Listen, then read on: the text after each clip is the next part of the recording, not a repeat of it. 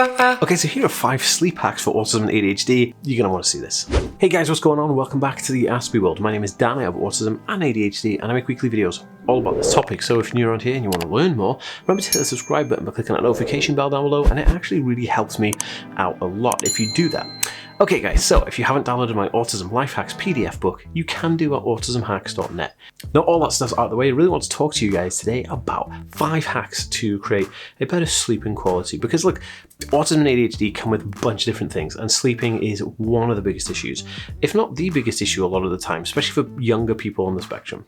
So the first thing I'm going to talk about here is establishing a consistent routine. So one of the most effective ways to improve sleep quality during younger years, or creating a routine that you want to stick with for a long time, is the improving of the sleep quality over a duration of time. This is established through setting up a sleep routine. This means going to bed and waking up at specific times during the day. Even on weekends, a regular sleep pattern can actually help regulate your body's natural sleep and wake cycle, and you'll kind of get used to it and you'll feel way more rested. So say you always want to go to bed at 9 o'clock at night and you always want to wake up at 9 o'clock in the morning, or 9 o'clock at night and 8 o'clock in the morning, or whatever it is.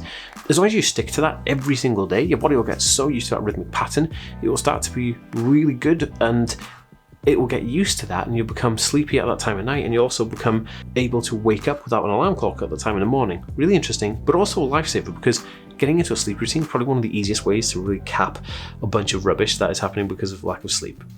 So number 2 is creating a sleep conducive environment.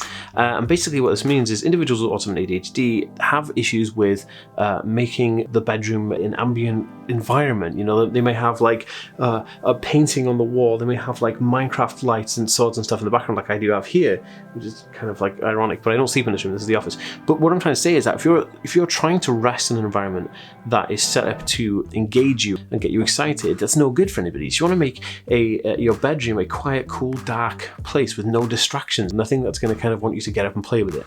And by doing this, you get to promote better sleep, because what you're doing is you're saying to yourself, okay, this room here is the ambient sleep room. It's a nicer environment. It's not somewhere that's like hectic and there's loads of stuff everywhere. This is a big thing that parents of autistic individuals forget.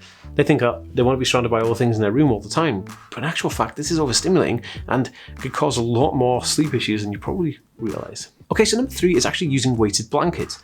Now, weighted blankets have been around for a long time, and they're usually people who suffer with anxiety and other kinds of things like that, like some mental health stuff. They can put these weighted blankets on and they kind of feel a bit more of the compression on the chest, and helps them feel a lot more secure and takes away a lot of the anxiety and worry.